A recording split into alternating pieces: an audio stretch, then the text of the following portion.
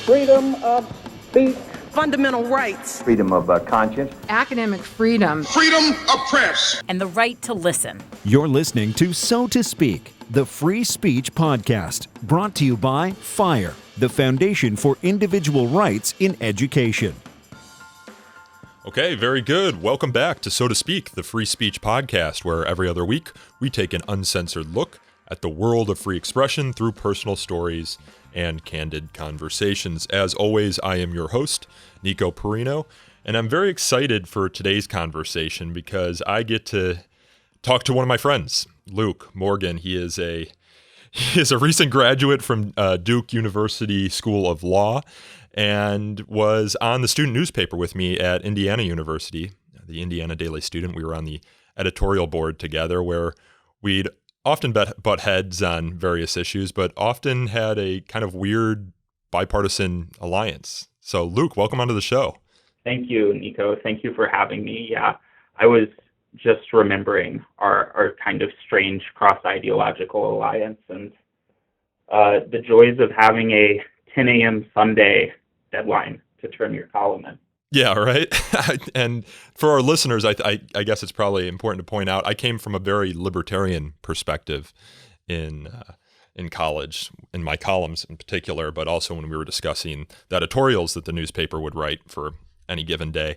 And you came from more of a liberal progressive outlook. And the funny thing about being a libertarian, or always being a libertarian, is you sometimes agree with conservatives, you sometimes agree with progressives. And there was even, I remember, like a pretty red or a pretty communist guy on our editorial board who I sometimes agreed with as well. But it was a fun time, and I don't know how much of that they get at the Indiana Daily Student these days. Unfortunately, I don't read it as much as I used to, but that was really a nice opportunity for me to talk with people who I disagreed with and really hone my ideas and in some cases change my ideas, which is I totally agree.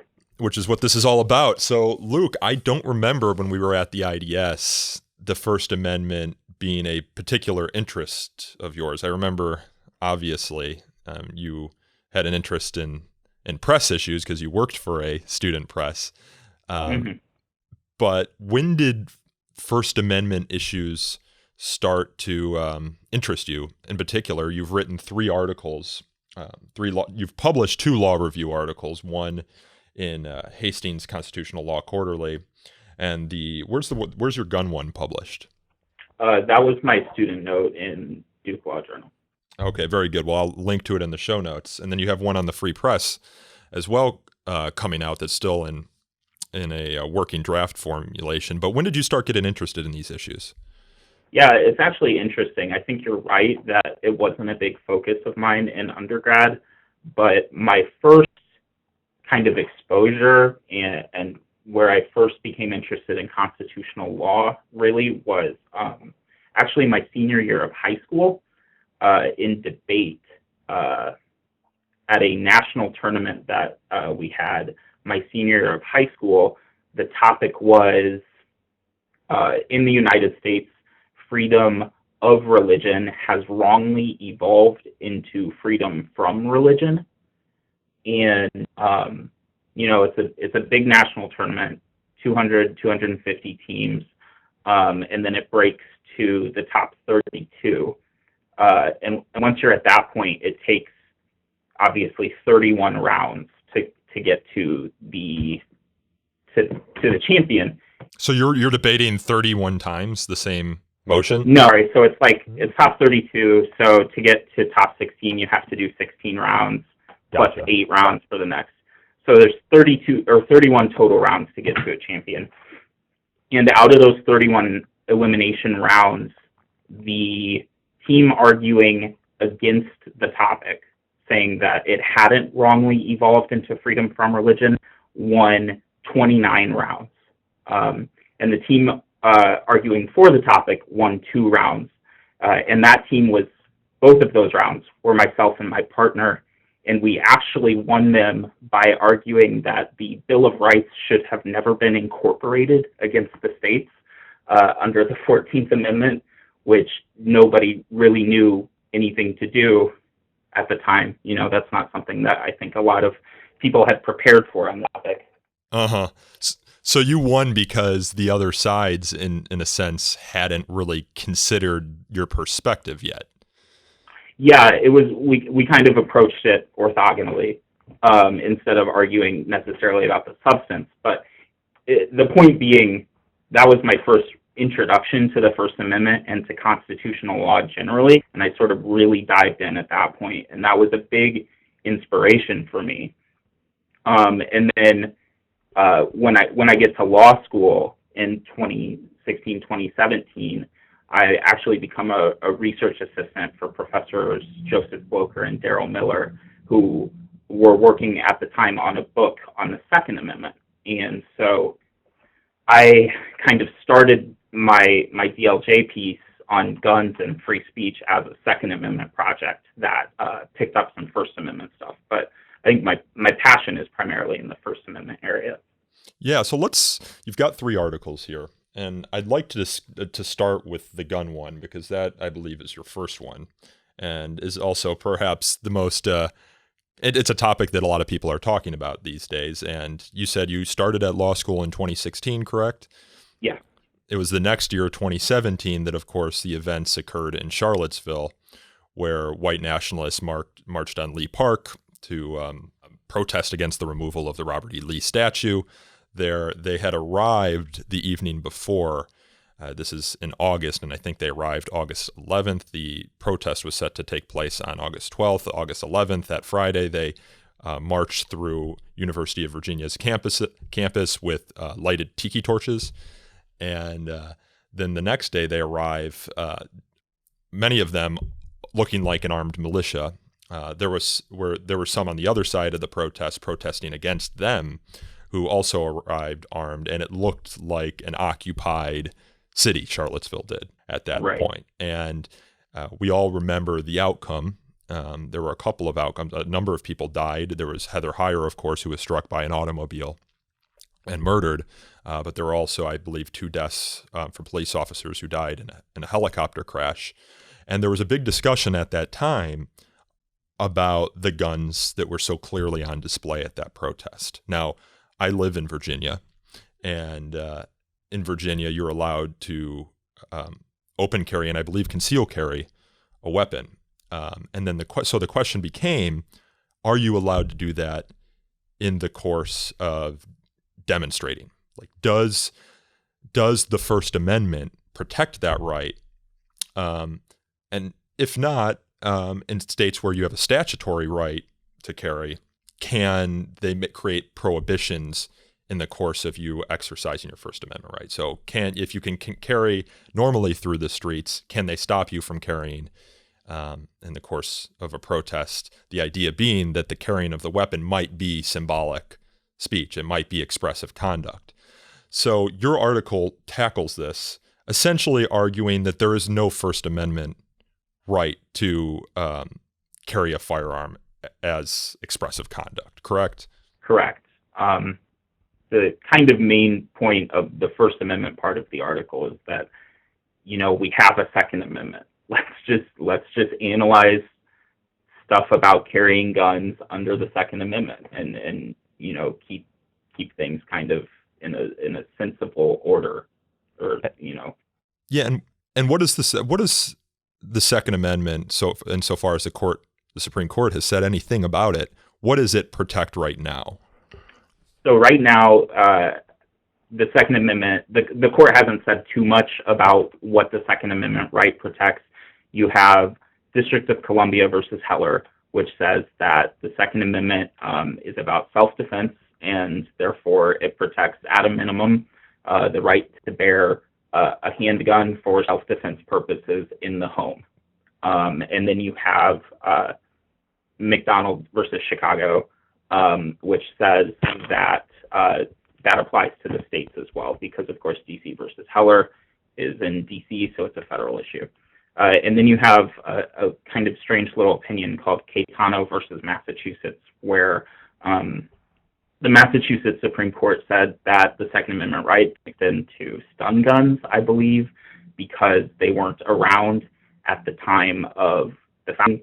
And the court, I think, without saying necessarily that it does extend to stun guns, says that that's not that it's not limited to guns that existed at the time the Second Amendment was authored. And so that's the universe of modern Second Amendment cases, post-Heller cases. And then you have the New York State Rifle and Pistol Association case, which just came out. And what did that case say? Did it answer any questions that might come to bear on this First Amendment question? So that's a big question. Decision isn't out yet, but the question is whether or not it was mooted because the city repealed the law, and then the state passed a law saying that the city could never pass that kind of law again. So it was a law that more broadly prohibited guns. I think it was like a transportation of guns outside the home issue. And it was a fairly restrictive kind of, this is what you see with second litigation, is that a lot of these cases, Heller and McDonald, were both very much outlier laws that were struck down by the court. And this was kind of similar. But so yeah, while the litigation was ongoing, the law was repealed and then preempted at the state level. So it looks like it may be the majority of the court is going to say that it's moot. But there was some resistance to that, so that's the big question there. Gotcha. So now let's talk about, I want to kind of approach this systematically. Let's talk about the history of the use of guns in political protests, because Charlottesville and the white nationalists, the militia groups who arrived there, were not the first type of political demonstrators or first kind of political demonstrators to use guns in protests. This kind of goes back over a century, essentially, and you cover some of this history in your article. Can you talk a little bit about that? Yeah, so one of the things I talk about in my article that I kind of found a fascinating juxtaposition is that one of the main Second Amendment, one of the only Second Amendment cases before Heller is this case called Illinois versus Presser, or Presser versus Illinois, which comes up from the Illinois Supreme Court, and it's about socialist German immigrants in Chicago. So you have, after the Civil War, basically, you have a wave of European labor comes to the United States, and industrialization is happening. And there are, I think everyone knows, kind of just absolutely brutal working conditions. And this is where, kind of in this milieu, is where the progressive movement gets started, and it's where the unionization movement gets started. And as workers are kind of militating for better working conditions, the National Guards start to be created. And at the time, these National Guards were financed by the industrialists and the businessmen. And there was a pretty overt cooperation between the government of the United States and the military of the United States and the wealthy industrialists to shut down these unions. And the United States as a whole has an extremely kind of violent labor history, and a lot of it happened at this time. I cite one source in the article that says that the United States has the most violent labor history in the Western world, other than Russia. And I actually think that source was counting the Russian Revolution in Russia's column. So I think excluding that, we might be number one. But there was violence on both sides. You have a lot of people who were unionizing were attacked, and they fought back. And so Hermann Presser is a German socialist immigrant in Chicago, and he forms, not him, but he and his compatriots form a group called, I don't want to pronounce the German, but it was called the Education and Defense Association, and it had an explicit mission of protecting their right to unionize and to fight for better working conditions against the state-endorsed violence. And so one of the things that they did was they marched. They armed themselves with, in kind of a traditional, like, late 19th century military regiment would arm themselves, and they marched. And Hermann Presser rode at the front of the march with a cavalry sword at his side and was arrested for it. And he made First and Second Amendment arguments. And the court ultimately said that he didn't have a First and Second Amendment argument to make to defend the right of carrying those arms, correct? Right. I guess you would say technically the court's holding was, at the time, the First and Second Amendment didn't apply against the states. They hadn't yet been incorporated against the states. But the court did provide some substantive feedback on this kind of exercise of the rights, and it expressed a lot of skepticism. It said that the exercise of the power to ban armed marches by the states is necessary to the public peace, safety, and good order. To deny the power would be to deny the right of the state to disperse assemblages organized for sedition and treason, and the right to suppress armed mobs bent on riot and rapine. And that wasn't the first time or the only time that these sorts of groups agitating for rights have been armed. I mean, probably the most well-known example are the Black Panthers, who who all over the country and in California would carry arms. Yes. And then you also have, I believe it was like the Defensive Justice League in the South during the civil rights protests. They would carry weapons. But in these cases, it doesn't seem to me that the carrying of the weapons is expressive. It seems more defensive than expressive. Would you say? Yeah, I think that this is part of the difficulty, is that there's a little bit of both. For example, I think in the case of Oppressor, it was very explicitly, I think they said that the purpose of the armed march was to show the Illinois militia what they could do. And so that's kind of a message that I think that you hear echoed today in kind of the armed demonstrations that you see primarily among like more right-wing gun advocates who accept the insurrectionist theory of the Second Amendment, that the reason that gun ownership is protected is to check government tyranny. So you do see people today who explicitly tie their gun possession and their open carry in public to that kind of interest. I do think that with a lot of the examples that you're talking about, however, there is an instrumental purpose as well. And that's one of the difficulties with First Amendment analysis of gun possession, and why I say, in part, we should just leave guns to the Second Amendment, where you can take a look at all of these interests. Because if you're looking at it from a First Amendment perspective, how do you look at something that is both an instrument, a tool, with a specific purpose, and it also may be communicating a message? Yeah. So let's kind of leave that question to the side right now, because it's actually a theme that runs through at least two of your articles, and maybe this other one about addiction. The idea that because of the emphasis the court has placed on the First Amendment, the importance that it's given to it, and the sort of high bar that the government must reach in order to violate or to restrict any expressive rights, a lot of other rights within the Bill of Rights or other rights within the First Amendment have been brought within the speech clause. And we'll get there at the end of this conversation, because I do want to talk about your article on a free press, you argue that the press clause of the First Amendment has kind of the doctrine behind it has been truncated in a certain sense, because a lot of it has been wrapped within the free speech clause. But that's a common theme that runs through your articles, which is that all these doctrines need to be developed, and we can't just rest on one clause of one amendment to answer all the questions.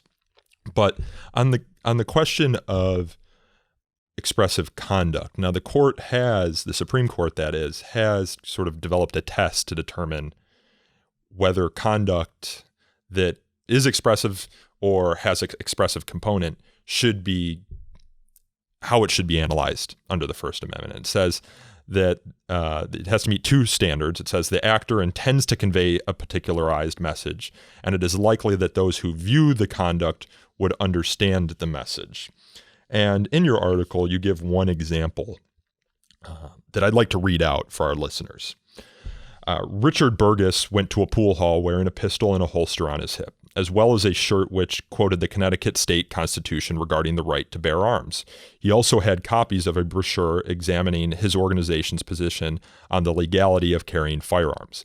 After refusing multiple requests to conceal his weapon, Burgess left the bar. Police had already been called, and he was arrested for disorderly conduct, a charge which was later dismissed. Burgess subsequently filed a complaint against the police departments. The court held that because reasonable officers could disagree on whether it was likely that others would recognize the man's message, the officers were entitled to qualified immunity. And this is what the court says. While plaintiff's shirt makes it more likely that those who viewed his overall conduct would understand his message than if he were only openly carrying his weapon, it was unclear that his possession of the gun was a particularized message. But his message regarding the Second Amendment, rather than, for example, a message or a weapon carried for protection. You had some brackets in there, so I kind of botched the reading of it. But anyway, the outcome of that is that because people might, or an officer or a citizen might not understand exactly what his message was. It could just be that he was carrying a weapon, or it could be that he was sending a message about the Second Rights. It's not clear what message about the Second Amendment he might have been sending. The police officers were entitled to qualified immunity. Now, the qualified immunity question might muddy the waters in the analysis here, but in reading that, I thought if that's not expressive, if that doesn't meet the bar for expressive conduct, it seems as expressive as conduct can get. Like I'm thinking about Morris v. Frederick here. That's the case stemming out of Alaska with a group of students on a field trip holding up a sign that said "Bong hits for Jesus." And in that case, the court ultimately held that their expression wasn't protected, but in the course of doing the analysis, they tried to bend over backwards to imbue that banner with some sort of message. They constantly asked the students' lawyers, like, what was the message that the students were trying to send with "Bong hits for Jesus"? Was it advocacy for marijuana legalization? Was it some sort of religious message? And ultimately, I mean, the case sort of rested on the fact that the students could not articulate a message. So I'm seeing that case in which the court's bending over backwards to try and get a message out of the students. And in this case, there is some sort of message being sent, but they're dismissing it. So could you talk a little bit about that case and how we should think about it? Yeah. So I think that this case, you're right to pick it out. I think it's a very instructive example about kind of the difficulties of applying expressive conduct. So as you said, you have the two-pronged test. It's, did the speaker intend to convey a message, and were people likely to understand that message? Now, there is a little bit of a twist on that, which is that it's more of a question of, were people likely to understand that the speaker was trying to convey a message, as opposed to, were people likely to understand the speaker's message? And depending on, basically, I think the court and the facts, you're going to see the emphasis in one direction or the other. But I think the correct test is, would people understand that he was trying to convey a message at all? So, for example, in Texas versus Johnson, the court said that obviously burning a flag is protected speech. But the court pointed out that we don't necessarily know in every instance what message burning the flag is intended to portray, but it's intended to portray a message, clearly. And so turning back to this issue, you have this gentleman who's, he's got these brochures, and he's got his T-shirt with the Connecticut State Constitution regarding the right to bear arms, and he's got a gun in a holster on his hip. The question is, I mean, is he just a guy who's both passionate about guns and happens to be carrying one right now for his own protection.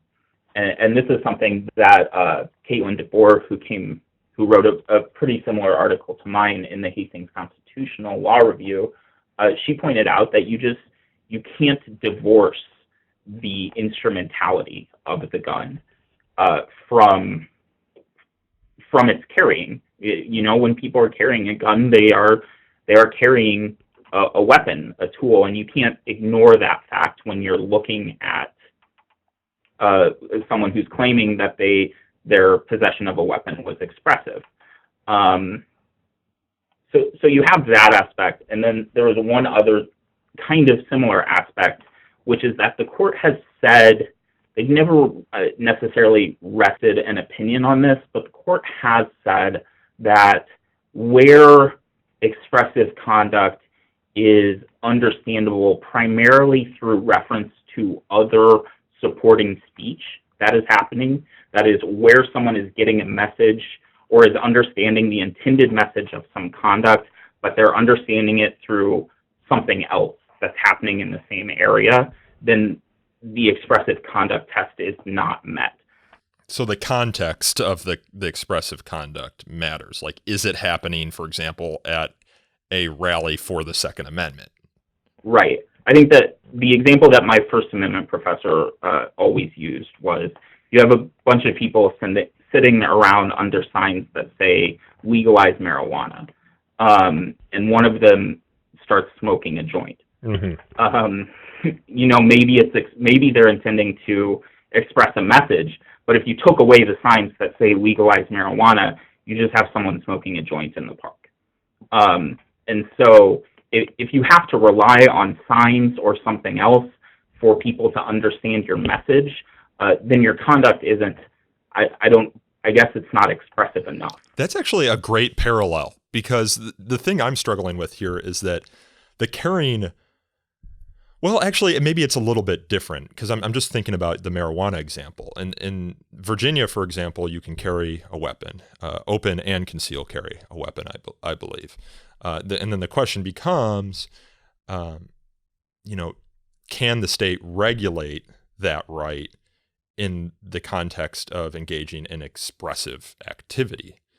But the marijuana example is different, because smoking a joint, use Virginia for example, in public is illegal in the state of Virginia. But can the state regulate it if it's in the course of expressive, like a demonstration? I would say probably yes, or almost certainly yes. So you have you have pressures coming from different sides in there. Right. But let's say that you're in California, you're smoking a joint legally in public, and you're doing it in the course of expressive, like a demonstration. Could the state regulate the smoking of that joint? Let's say if you're just doing it in the course of like a protest, because if you can do it in the context where you have a statutory right to the conduct in any other context, can the state then regulate it just because it's occurring in an expressive context? It's an interesting question, and I hadn't thought about it that way before. Yeah, I think that you get into a little bit about the unique characteristics of guns once you get. Yeah, because then you bring in this last question, which is kind of the thrust of your article, which is, in the context of guns, you have sensitive places, and you argue that demonstrations are sensitive places where the state must have, or should have, or could have more authority to regulate things that might pose a danger to the people in the area. Mm-hmm. Right? And maybe with marijuana, you don't have that same danger, although you could argue, and I think the state might overcome the burden, that secondhand smoke is a danger, and it's in that context that they can regulate just smoking a cigarette too. Mm-hmm. So my argument for sensitive places is actually a little different. There hasn't been necessarily a theory of, I guess, so for background context, the court in Heller, in addition to stating what it viewed as the baseline gun right, which is about self-defense, and then it stated that, whatever level of scrutiny you apply, a prohibition on handgun ownership for self-defense in the home constitutional. The court then said that this decision should not be read to out on, and then provided a list of regulations that just so happens to track almost exactly the list of federal gun regulations. And among them, it said that their decision should not be read to any doubt on prohibitions of guns in sensitive places like government buildings and schools.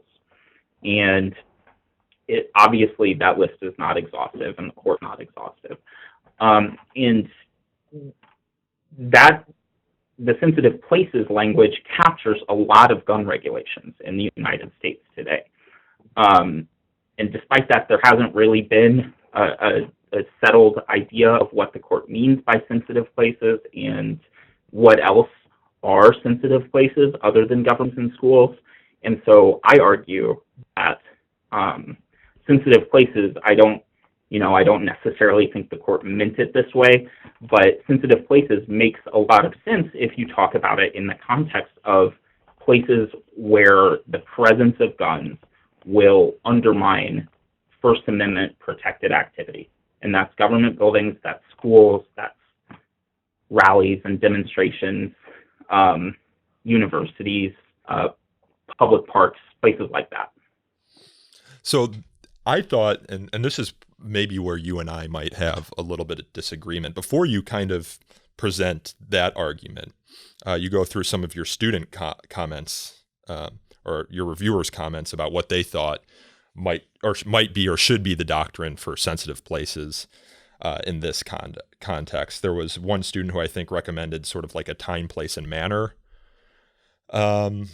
analysis, which of course is very common just in the demonstration context in First Amendment analysis. And then there was another student, Jordan Pratt, who also suggested something similar, but more of a traditional forum analysis in determining what a sensitive place might be. And to the extent that there are government buildings or there's government property where historically there's been a broad right to carry firearms, then perhaps the right to carry a firearm in expressive or non-expressive activity should be allowed there. And I don't know whether national parks, for example, have been places where historically you can carry weapons, but I know, for example, that there are some people who camp and like to have a weapon, but that doesn't loop in with the expressive concern that we have here. But your argument about how the marketplace of ideas is best served, I mean, if we're talking about First Amendment values and bringing a First Amendment analysis to bear on those values and how they intersect with others, to the extent that value is important, the presence of guns limits the exchange of ideas because it might induce fear on behalf of those who would otherwise participate in the democratic process. Now, my big critique of that, and I think it's the critique that most gun owners would have, is that it's the presence of guns by people lawfully carrying them that makes them feel safe in certain environments. For example, I know I have a lot of Jewish friends who now attend synagogue with armed guards present. There was that case in Texas a couple of weeks ago, or maybe a month ago, where a man came in with a assault-style weapon, shot off once, and then was immediately taken down by a security officer. And there were a number of other parishioners who had their guns trained on him. And a world where I think, and I don't have the statistic right in front of me, concealed carry weapon owners have a lower incidence of crime than even the police, I believe.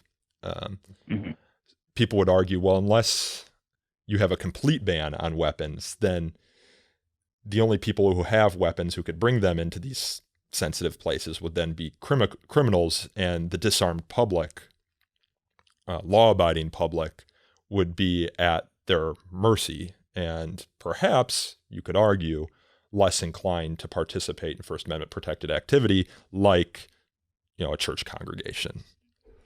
Yeah, so that's interesting. I think, I guess I would start out by I guess my argument is keyed a little bit to the idea of, you think in a rally, context, for example, or a demonstration context, the idea of there being a lot of guns concentrated in a single place amongst these rally goers or amongst these people, the idea that has a distorting effect on the marketplace, in that, threats of violence historically are a relatively persuasive tool. Maybe not necessarily in the long term, but certainly in the short term, threats of violence work. And so if we allow our political discourse to become one where the possession of or making your point through the barrel of a gun is acceptable, then that's going to distort the marketplace of ideas, because it amounts to a subsidy, basically. If you take the marketplace concept seriously, which I have general skepticism of the marketplace of ideas metaphor as it works, but if you take it seriously, allowing the presence of guns to make political points at political demonstrations, for example, or at government buildings is troublesome, because it encourages or incentivizes the use of carrying a weapon to make a political point and to make a political argument. And my point is that these political debates are extremely important and extremely necessary to have, and that includes the political debate over the meaning of the Second Amendment and the appropriate level of gun possession in the country. And to make the political debate or the outcome of that debate a function of who has the weapons is a distortion of the marketplace of ideas, which doesn't lead to good outcomes. Now, when it comes to, for example, armed guards in schools or synagogues or government buildings, I think that that's more of a question of empirics to me.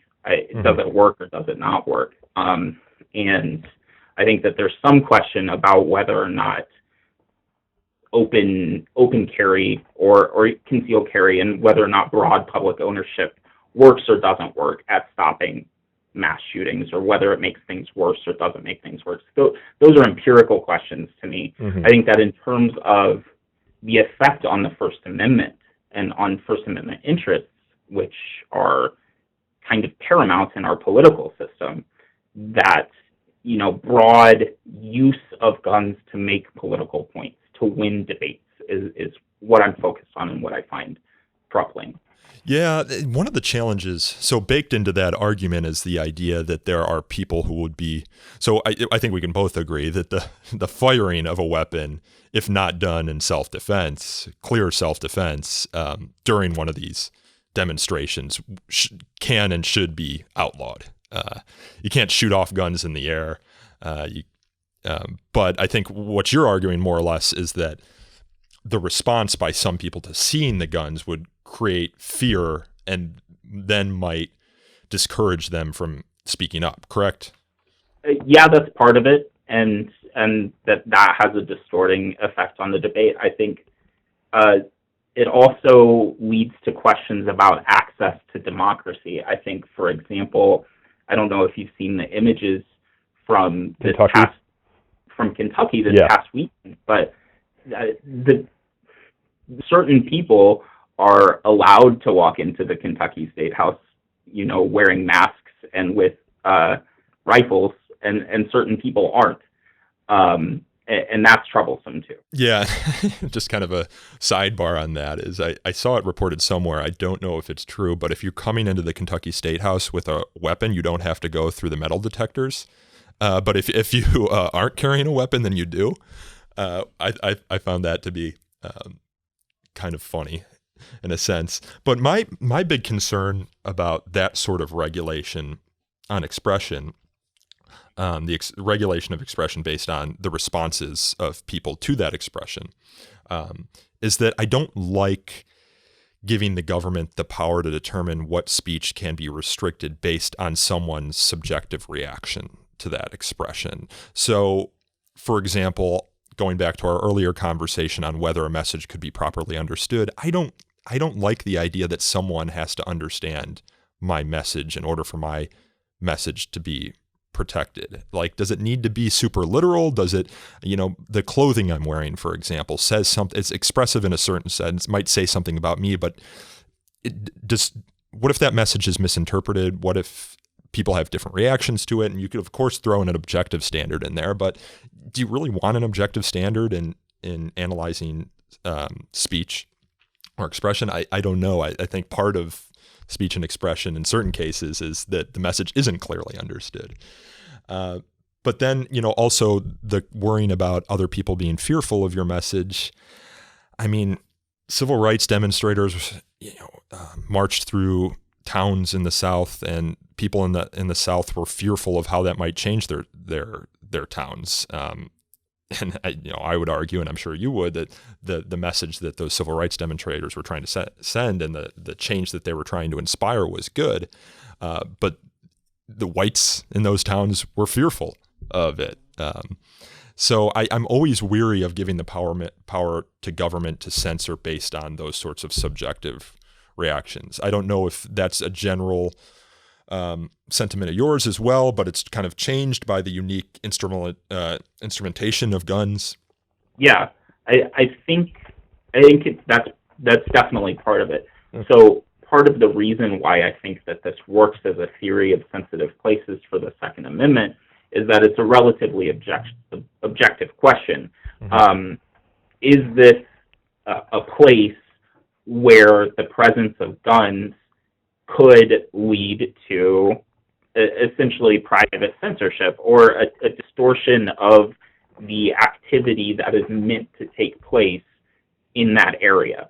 And I think that provides for a little more objectivity. Mm-hmm. I think that one of the points that I try to make here is that people wouldn't use, if you think that marketplace theory is correct, people wouldn't use guns to make political points unless it worked. And if that's the case, then either everyone's going to have to start using guns to make their political points, or the ideas that need guns to win the debate in the marketplace of ideas are going to win out. And I think that either of those is not a good result. From those are two of the results. The third possibility is that the persuasive power of the threat of violence just disappears. And I don't think that that's a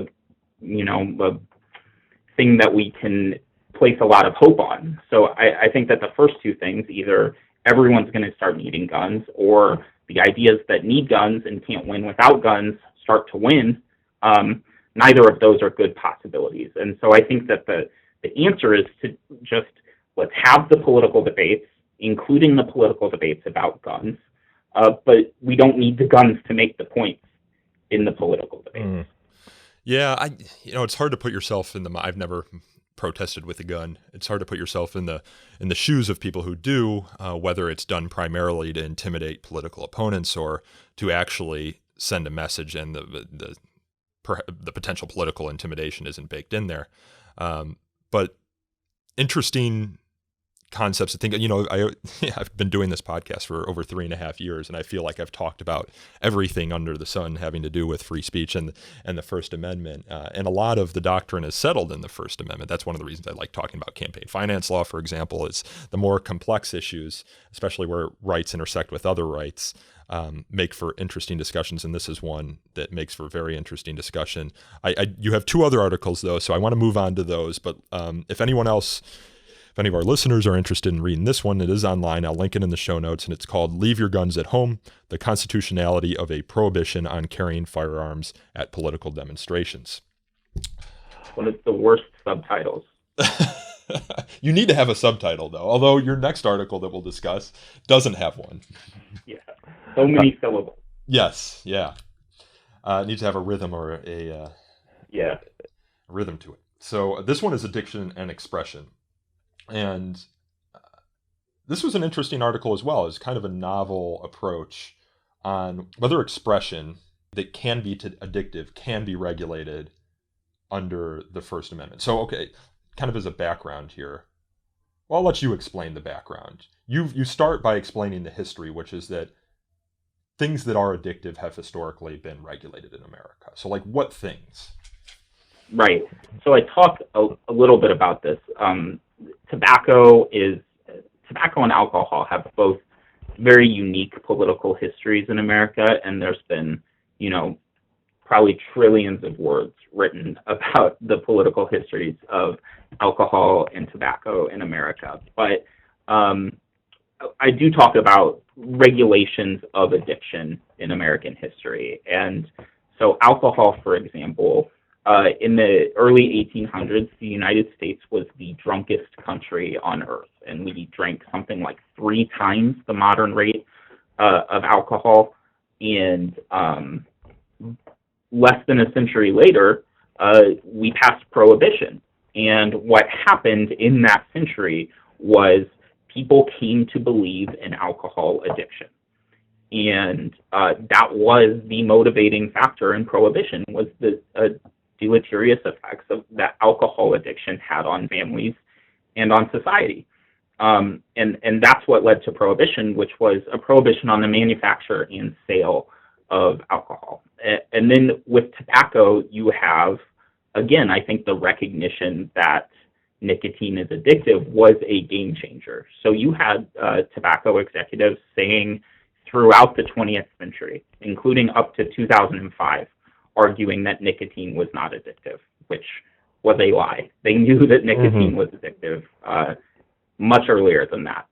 But after Congress recognized and after they somewhat gave up on arguing that nicotine wasn't addictive, that's the first time that Congress grants the FDA the regulatory authority to prohibit the sale of tobacco in certain situations. Before that, it was almost entirely controlled by congressional statutes. So those are 2 examples. And then the third is gambling, which is kind of the most on-point example. And gambling has a very interesting history. Gambling was the first form, or lotteries, I guess, were the first form of taxation in the United States. They paid for UNC, they paid for roads, they paid for government buildings. Thomas Jefferson called them taxation on the willing. So they were really heavily favored, but at the same time, private gambling was restricted. Since the Mayflower landed, private gambling has been restricted in the United States. And if you look at the reasoning that was given at that time, it was because people recognized that gambling was addictive. Before there was really a clinical understanding of what addiction was, people were talking about how gambling controlled people's minds and was irresistible. And so the point that I try and make here is that the recognition that something is addictive or can be addictive really represents a fundamental game change in how we treat that activity, that substance, whatever it is, because we take addiction seriously.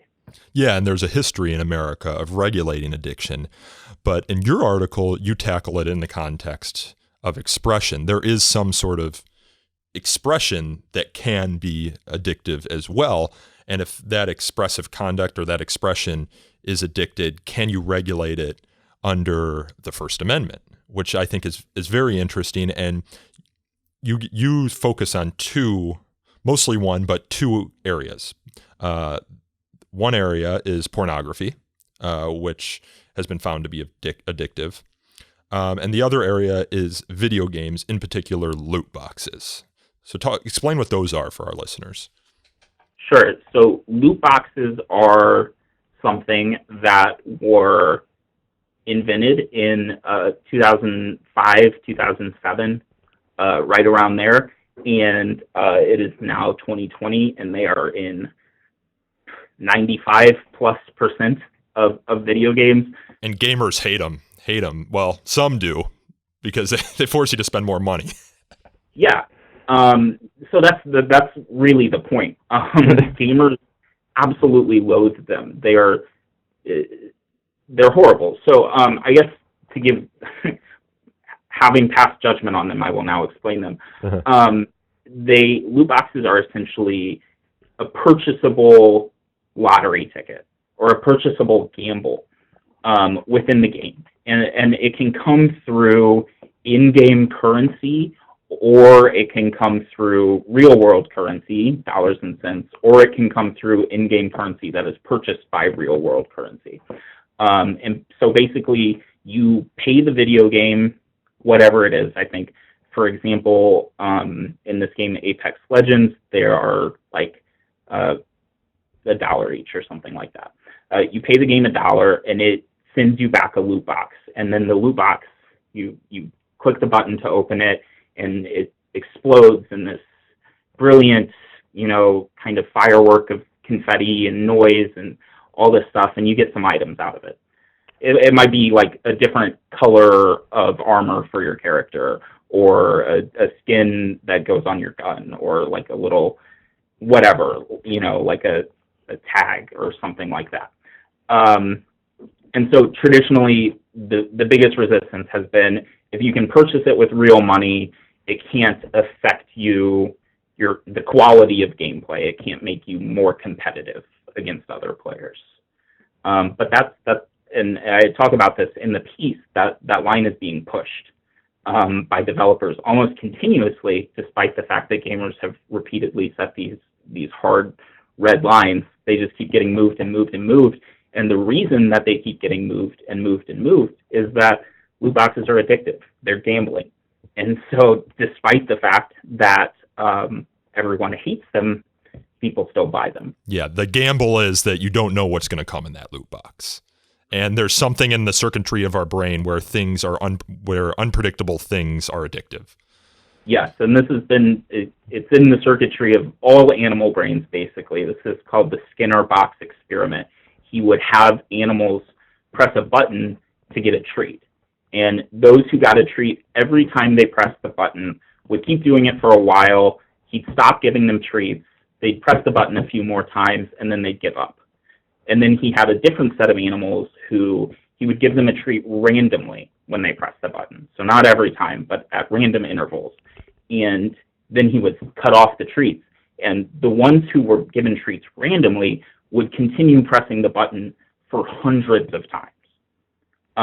And that's what we're doing with loot boxes, basically. And they are, as I said, they're something that has just infested, basically. It's hard to think of it as anything other than just this infestation throughout all of video games.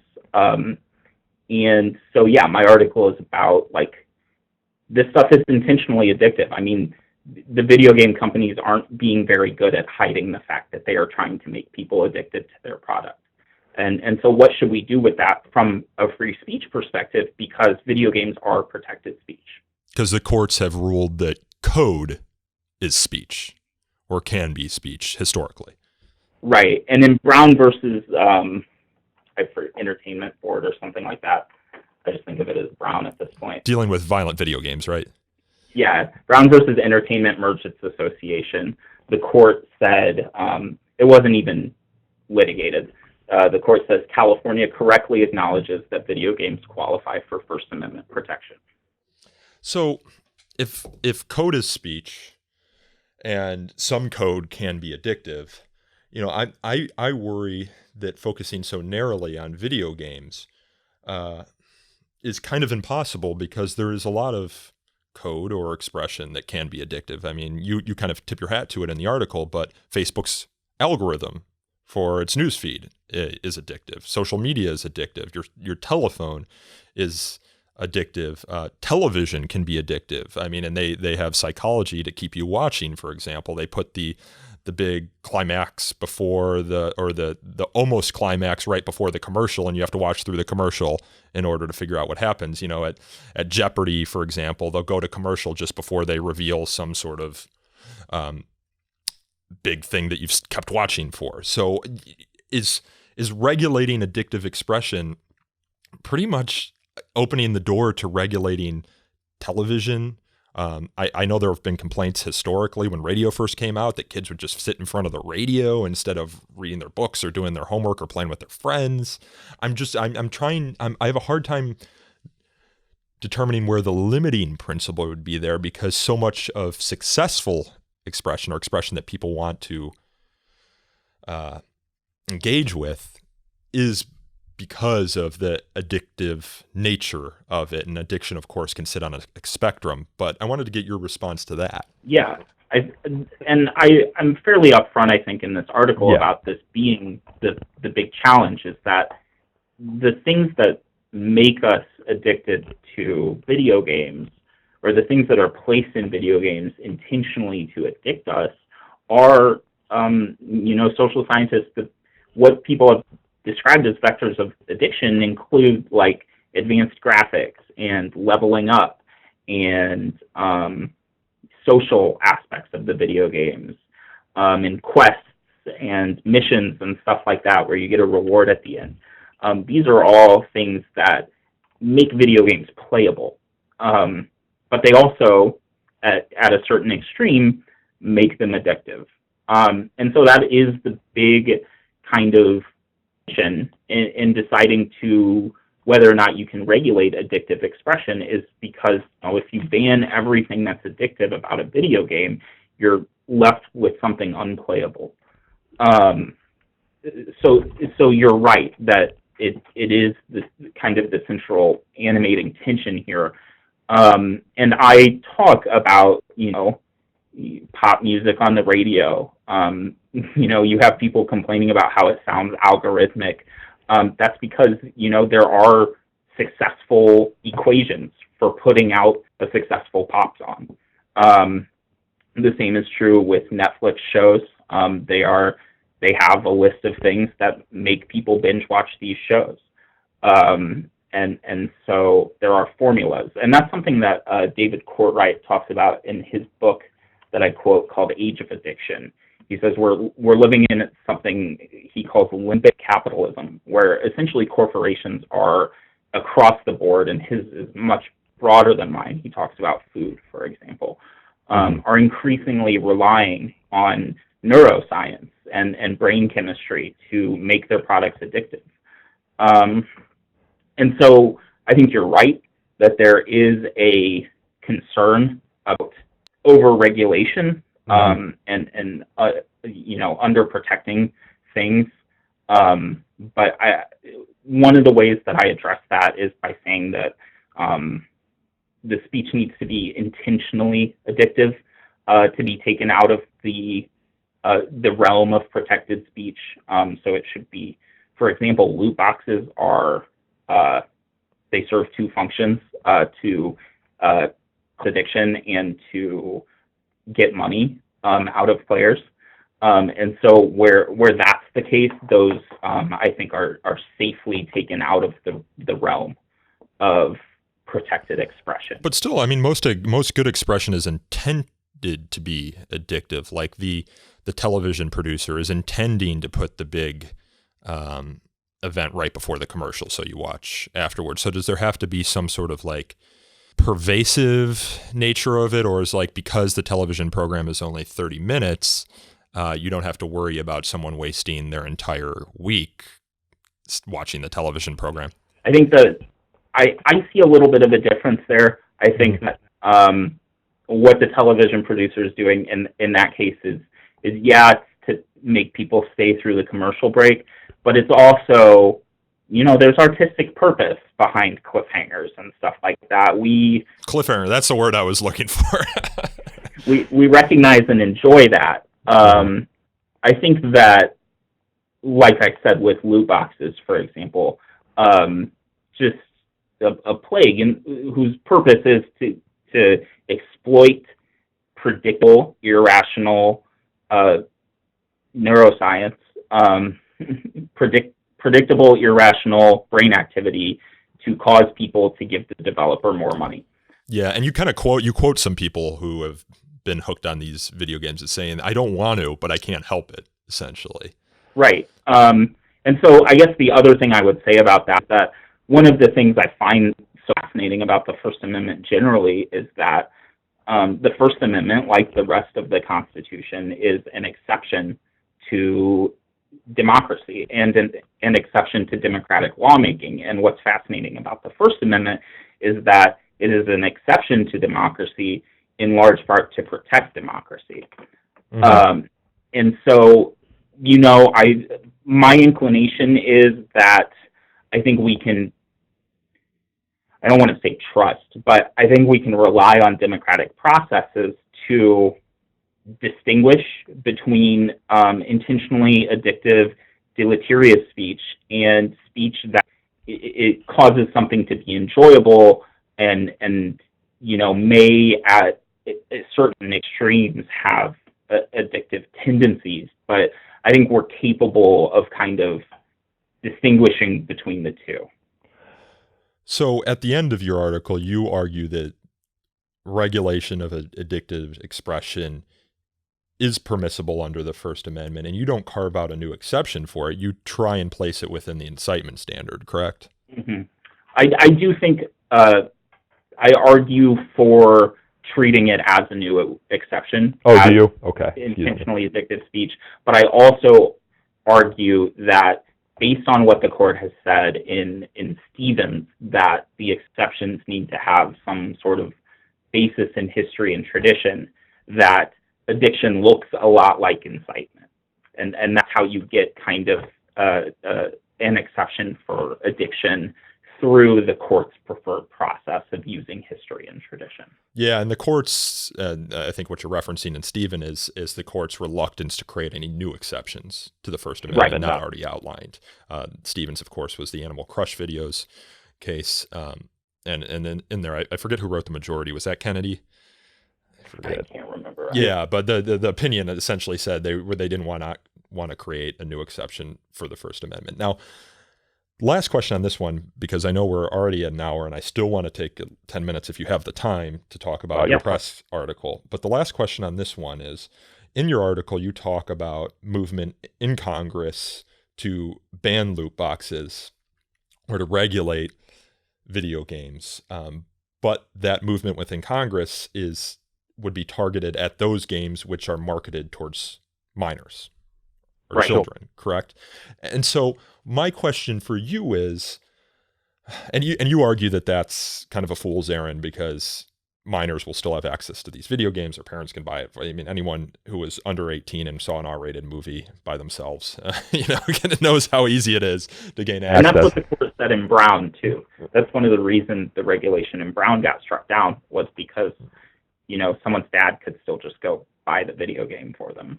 Yeah, so in thinking about that, I wonder about the constitutionality of just outright bans of loot boxes. And actually, your faculty advisor, Joseph Blocher, if I'm pronouncing his last name correctly, I've only communicated with him over email, but he has a whole article about the constitutionality of bans. And talking about the history of addiction, in order to outright ban alcohol, they had to pass a constitutional amendment. So I wonder about the ability to ban loot boxes or addictive expression writ large in that context. Can you just have an outright ban that's not a more narrowly tailored regulation without a constitutional amendment? So that's one of the interesting things to emerge from Brown, is that Brown is based on under-inclusivity, which is kind of a strange decision, and it's gotten a lot of critique, and it seems like the court has walked it back a little bit. But the decision in Brown was about violent video games, and California banned the sale of them to minors. And the decision in Brown was written by Justice Scalia, who said that under-inclusivity was enough to defeat this legislation, because California banned minors from purchasing violent video games, but they didn't ban them from purchasing violent books or from watching violent television shows or violent movies or anything like that. So Justice Scalia read that as kind of singling out a disfavored speaker, video game developers. That's kind of a strange decision.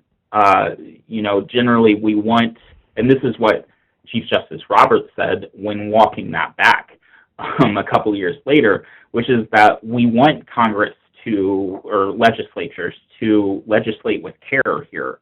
and to speak in very narrow kind of prohibitions where they're regulating speech, especially. We want them to be as narrow as possible, don't we?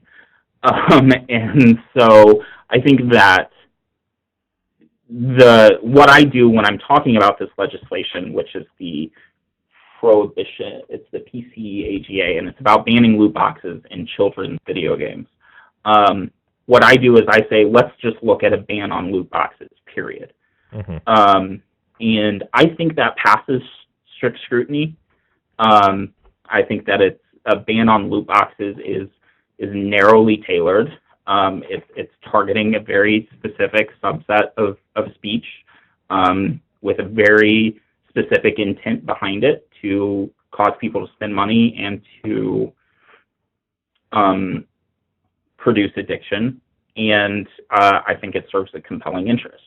The state has, and that's kind of where I tie in the history of addictive regulations, is that the state has a compelling interest in making sure that in avoiding the consequences to society of addiction writ large. And so with regard to just flat out bans, I haven't made it all the way through Professor Blocher's article, but I think that in this context, the question is either A, could this ban satisfy strict scrutiny? And I think it would.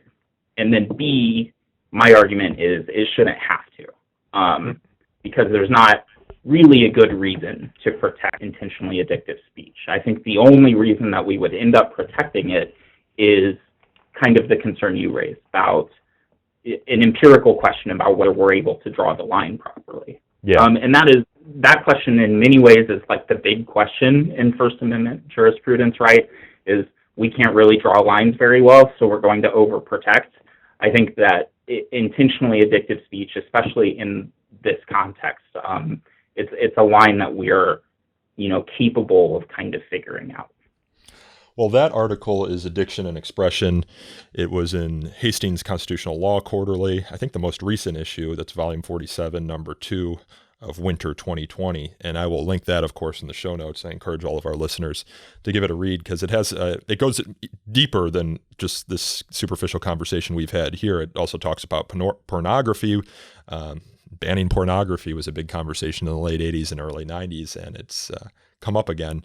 And this article might inform you on how to think about some of those questions. But I want to take just 10 minutes here because I know I've kept you longer than I promised I would keep you to talk about an article which I won't be able to link to for our listeners because it's not yet up on the internet. It's still in a workshop form.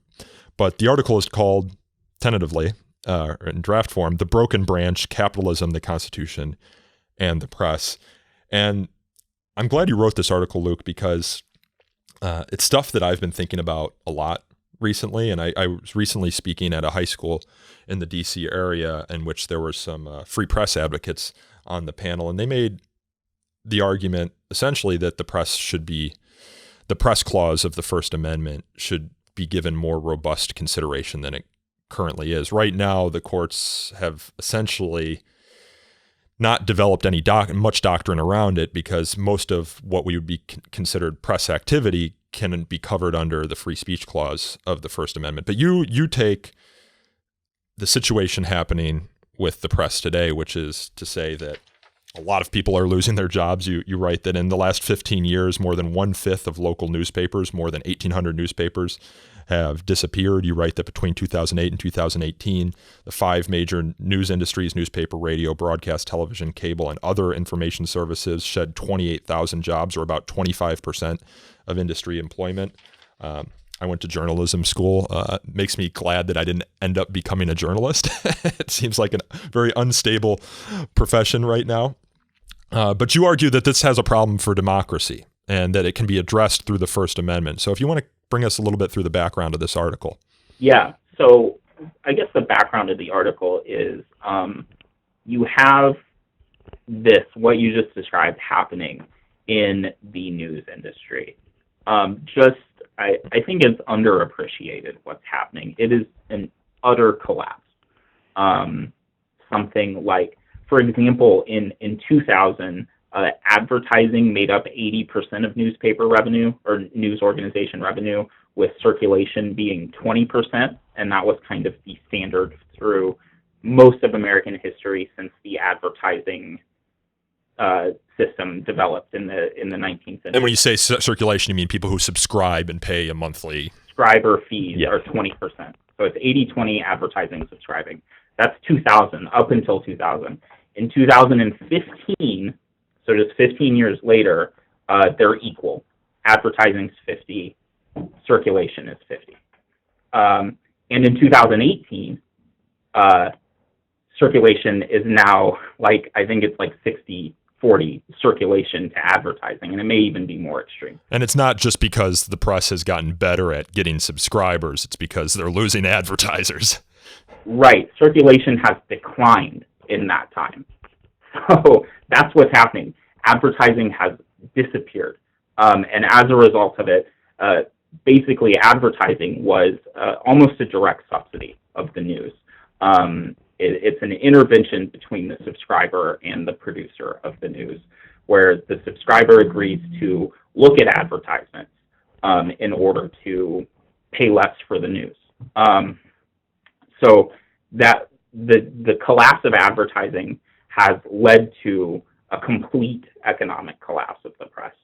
And so I look at that, and not a lot of people are talking about that as an economic issue or as a crisis in journalism. Not a lot of people are talking about it as a constitutional issue. And I think it is a constitutional issue because the institutional press, these organizations that produce quality journalism, and that includes, reporting and commentary. The institutional press the existence of that was a background assumption of the Constitution. The framers were explicitly clear over and over again, first of all, that press freedom was one of the most important rights in the Constitution, and they really liked newspapers. They often hated the newspapers of the time, but they liked the idea of newspapers, and they viewed the existence of this institutional press to act as a check on government power and on private power as a precondition of a representative democracy. And I think that just the collapse of the institutional press is a lot like if tomorrow there was no Senate. How would the government function? If the Constitution looked exactly the same, the government needed 2/3 of a Senate majority or the president needed 2/3 of a Senate majority to confirm somebody, but there was no Senate. How would we function? And I think that's what's happening with the institution. Well, you quote from Thomas Jefferson in the article, who famously said that if the choice was between a press and a government, he would choose the press. Yeah, and I think we should take that literally. Well, when you the newspapers of the time. Oh yeah, they a lot of the writings at that time that were the news industry, journalism standards hadn't quite been fully developed. So it was a new medium. So you had people doing lots of different things, including there were lots of ad hominem attacks. The fight between John Adams and Thomas Jefferson, if you want to read some of that fight and how it occurred in newspapers, broadsheets, they were calling each other horrible names. Yep. But at the same time, I do agree that I think it was a background assumption that there would be a functioning press as a check or a watchdog of government. Indeed, the debate over the Constitution happened in the press when you think about the Federalist and Anti-Federalist papers. But you essentially argue if capitalism cannot support a free press, and I think you're right in saying that at least so much of it for me is hard because I think journalism lost a golden opportunity in the 90s to prevent a situation like today happening. I think it was poor thinking. I think if most of the industry, and I don't know if there would have been antitrust considerations here, had went to a paywall model in the 90s, then they might have survived because they would have conditioned people from the onset of the internet that they can't rest on advertisers or other people to pay for their news content. It would have valued it more. And you almost need everyone to do that, because if there are a couple newspapers that are going to not have a paywalled environment, people would flock to those perhaps. Or they should have developed like a micropayment system. And I know they're like Apple is working on this right now, where you pay one clearinghouse to read a bunch of different newspapers, and that clearinghouse apportions your monthly $9.99 to the newspapers based on, I don't know, viewership. I just think the business model could have been more thought out had people not been status quo bias on behalf of the publishers who always thought the advertising. They all thought the internet was going to be a flash in the pan. Yeah. So, but I mean, let's take for granted for the sake of this discussion that the situation is bad for newspapers. There are some counties in America that don't even have a newspaper. So you have some county governments without any like institutionalized watchdog. Now there might be individual bloggers who watch this stuff, and we might not categorize them as press, but let's take for granted in this case that the press is in decline and they haven't been very good at figuring out a business model that will help them survive. So the question then becomes, if this is baked into the Constitution, it's an underlying assumption of the government, does the press clause create a proactive role for the government to come in and save them? Yeah, so I think that, to start at the top, I guess, the argument I'm making is that there isn't really a market case for journalism. It's a public good through and through, and tons of positive externalities that, and economists have studied this and quantified this, really, tons of positive externalities that the news organization, and I don't want to focus just on newspapers because, I don't know that there needs to be a world of print necessarily, but the government, so there's tons of positive externalities that the news organization can't capture, or at least there's not a good way for them to capture it. And so there's not a business model for journalism is my argument. And I think that I don't necessarily get into the doctrinal consequences of that in this paper. I'm more focused on arguing that it is a constitutional problem. And as I say, at some point, somebody should do something about this. I think that if you were to take my idea of the press clause seriously, which my idea of the press clause is basically that it protects press freedom. Press freedom is about protecting or about scrutinizing and checking private and public power, and creating an institution capable of meaningfully doing so. That requires more than just of what we think about as non-interference on the government's part. It requires meaningfully that institutions be able to exist, and that includes an economic way for them to exist. And so I think that once you get into doctrine, my belief as a policy matter is that the government needs to fund journalism.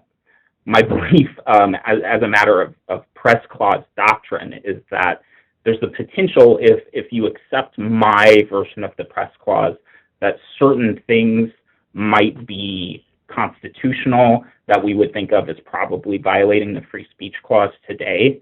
So, for example, limits on consolidation and private ownership that undermine the independence of the newspaper from certain private power. Right now, we have some ownership limits of the press, but that's based on the broadcasting capacity or the fact that they use the public airwaves. Yeah. So it's not as much of a constitutional problem.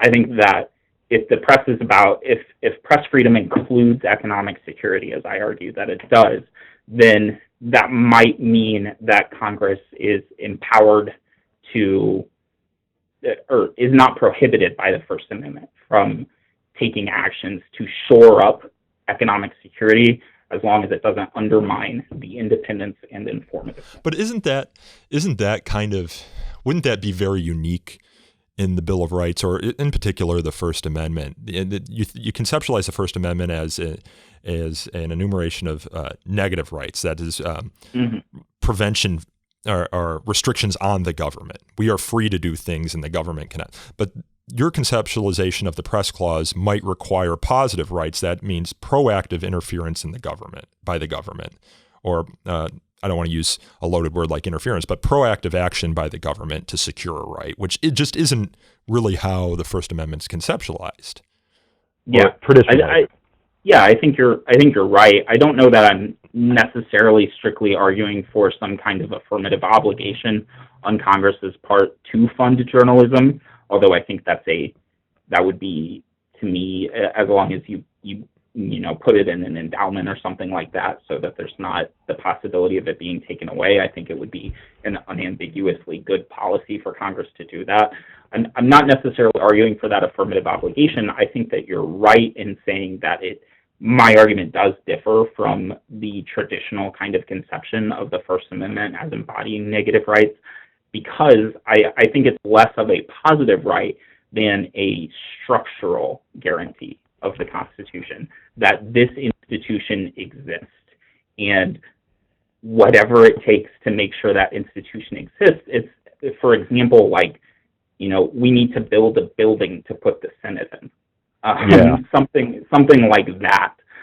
We need the institutional press to exist to have a functioning democracy. We're seeing the negative consequences of the lack of, a shared reality emerging from a strong institutional press. And I think that relatively aggressive interventions in the market are merited. So is it possible? Well, so let's start. I want to take this a little bit systematically. Two questions here, or one question, and then I have another follow-up question based on your answer. Is one of the reasons that the press clause, and you go through how the press clause doesn't have a lot of jurisprudence backing it up, because it's kind of been baked within the free speech clause. Because the Supreme Court doesn't want to recognize the press as an institution. And I think for some very good reasons. The idea being that to recognize it as an institution means to actually recognize the activity of news gathering and potential. And in order to do that almost functionally, you need to determine who journalists are. And by determining who journalists are, having the government do that, you almost need to create a licensing system to do that. And there's just skepticism based on like kind of the libertarian nature of our Constitution of government licensing protected activity. So it's hard to define what the press is. And there's a danger, I think, in doing so. I don't know. I want to get your take on that first. Yeah, I think that the argument that I make is that the courts worry about creating a special class of journalists, for example. I haven't seen it stated by the court in terms of a concern about, creating a licensing system specifically. I've seen it more kind of on the other side as, why do journalists get more rights to speak than other people? I think that concern, I argue, is misplaced, because this isn't about the free speech clause. There's a whole nother clause of the Constitution, the press clause, that is about the press. And I argue that the press clause, based on the history of the revolution and what they were saying at the time, as well as just kind of a normative kind of analysis of First Amendment and making it all fit together, the press clause is about protecting the institutional press. And so the concern about singling out the press as a matter of free speech doctrine, I think is, very apt. I don't think we should necessarily single out speakers. However, there is a whole nother clause that is about the institutional press and was intended to have meaning. Well, it's not necessarily about institutional press. I mean, it just says, Congress shall make no law abridging the freedom of speech of the press. So it could be, I just wonder where like bloggers who have done a lot of good in reporting, especially, and you see this a lot in the local context, filling the void of institutional press, bloggers reporting on the local goings on of their government. So I would wonder, and perhaps it doesn't need to take a licensing format, but creating as the court loves to do, a 3-pronged test for determining what news gathering activity actually is, and then making that kind of the definition of the press. Yeah. So this is something Sonia West has been kind of the leader in arguing for reawakening the press clause. And her argument is that the press clause, she views it differently than me. Her argument is that the press clause should include news gathering rights, because those are distinct from free speech rights. So, for example, she would say you have a constitutional right to be free from punishment from refusing to comply with a subpoena to reveal your sources. And her argument is that it's not a problem to single out a narrow definition of journalists, members of the institutional press, because you always have the background of very broad free speech rights that everyone has access to. And so, for example, a protection against criminal sanctions for refusing to reveal your sources is very helpful to the national security reporter at the Washington Post. It's useless to me as a blogger because I don't have any sources. And so she argues that this background makes it not a problem. I personally would treat bloggers as speakers as opposed to members of the institutional press. Obviously, there's going to be some institutional press organizations that run blogs and employ bloggers, and those will look more like journalists. But, for example, I think Floyd Abrams has a pretty good play on Justice Stewart's famous "I know pornography when I see it" statement. Floyd Abrams says, I don't think the court will have any problem identifying a journalist when they see one. Yeah, I just wonder if they might have had a problem identifying Matt Drudge as a journalist when he reported on the Clinton affair, for example.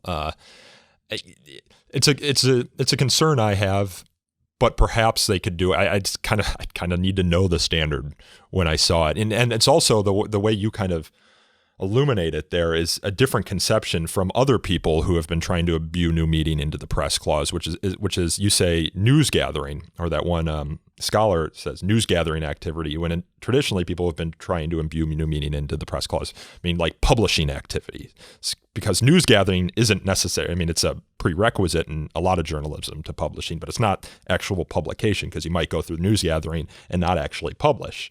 Right. So that's another question I have, but I've got to run to a meeting, but I want to ask you one more question. Is there a way to conceptualize doctrinally the press clause in a way that doesn't create some sort of positive right? Which is to say, can it just require the government to clear the road from the press, not do something such as make all news gathering activity, for example, tax exempt? Or allow for news gathering activity to be tax exempt. And you do kind of see a lot of tax exempt news and nonprofit journalism now as a new model. And you also talk about how the government previously had allowed for postage stamps to be discounted for the press. That's something that I could kind of get behind, I think, in a more significant way than an affirmative requirement of the government to. Right. I don't know. I'm just wrestling, but even then, you still have to identify who is the press, and that is like a threshold concern for me. Yeah, the question of who is the press has been, if you take the Supreme Court at its word, which I think you should because it's a sincere problem, that has been the sticking point in giving the press clause meaning. Is we don't know who the press is. We don't want to draw that line, because we're going to leave some people out who deserve to be in, and that's especially problematic in the context of the First Amendment. So that's always going to be an issue for anything that's attempting to give the press clause unique meaning, I think. There are conceptions of the press clause, of a renewed press clause that are based on negative rights.